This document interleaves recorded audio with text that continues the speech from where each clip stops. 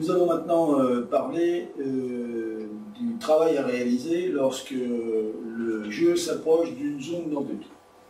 On a catégorisé ça en deux parties, entre à plus de 5 yards de la ligne d'en-but ou à moins de 5 yards de la ligne d'en-but. Les 4 arbitres concernés sont donc le juge de mêlée, le juge de chaîne, le juge de ligne et le juge de champ arrière. Ici, nous sommes à plus de 5 yards de la ligne d'en-but, donc si le snap est entre 20 et 5, on garde tout pareil ici, sauf que dès qu'on arrive dans cette zone-là, le juge de champ arrière est placé sur la ligne de fond. Pourquoi? Parce qu'en cas de passe, cette ligne doit absolument être surveillée. Le juge de chaîne et le juge de ligne gardent exactement les mêmes mécaniques et les mêmes mouvements que sur un jeu de mêlée, quelle que soit sa position sur le terrain. Ce que vous pouvez remarquer également avec les petits pointillés, ce sont les zones dont les arbitres ont la responsabilité jusque la ligne de fond en fonction des joueurs qu'ils ont. Donc je rappelle, je vous permets de faire une petite notion entre les clés qu'on surveille juste après les snaps quelques secondes, puis après les zones, et vous voyez que le juge de chaîne, comme le juge de ligne, ils ont la même zone, est responsable de tout ce qui se passe ici.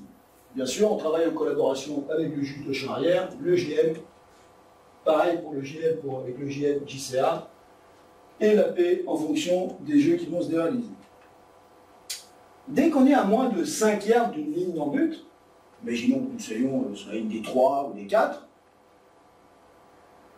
nous avons les mêmes positionnements AP derrière l'attaque, le JCA qui reste à surveiller la ligne de fond, le juge de mêlée, obligatoirement qui est dans la zone d'en-but, puisqu'il est positionné entre 7 et 10 yards, et nous avons ligne et chaîne qui sont sur la ligne de mêlée, sauf que au moment du snap, le plus important c'est d'arriver et surveiller cette ligne d'en-but, ce plan, car il est très important de déterminer, de savoir si la balle a franchi ou non ce plan, et donc accorder des points ou non.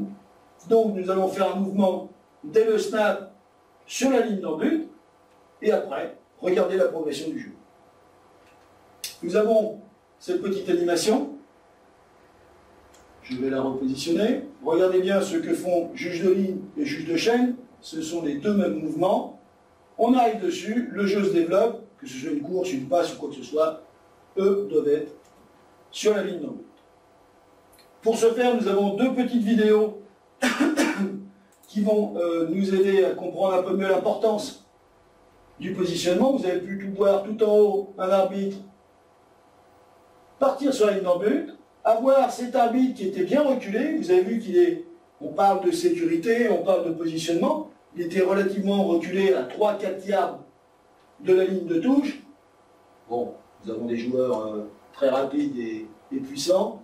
On est à 3-4 yards de la ligne de touche et il se fait prendre par les joueurs.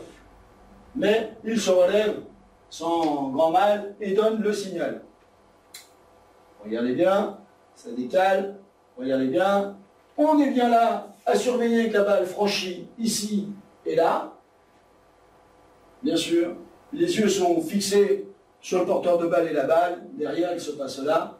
Maintenant, ce que l'on peut revoir dès qu'on va remettre l'action, c'est voir, vous avez vu là-haut, on a vu les pieds partir de l'arbitre qui, on est à moins de 5 yards, lui il s'en va, il va sur la ligne d'en-but et il pourra aider tous ces arbitres et en même temps participer au nettoyage du jeu derrière, ce qu'on appelle le crossfield mécanique. Mais là, ce qui est important de voir, sur cet aspect-là, le juge de ligne est physiquement prêt à recevoir un chaque pas. Nous avons une deuxième vidéo qui va nous montrer le fait que les arbitres vont regarder bien ce qui va se passer. Donc nous sommes en configuration A7, ce n'est rien. Vous allez voir l'arbitre qui va arriver tout au fond là-bas, qui va se positionner. Le dernier arbitre qui est bien reculé ici et qui va pouvoir juger. Vous allez voir. On va se le remettre gentiment. Le juge de ligne qui arrive de l'autre côté, le juge de chaîne qui arrive là, qui se recule bien, qui donne le signal. Et nous avons donc deux arbitres sur cette fameuse ligne d'en but, qui pourront encadrer et valider les scores.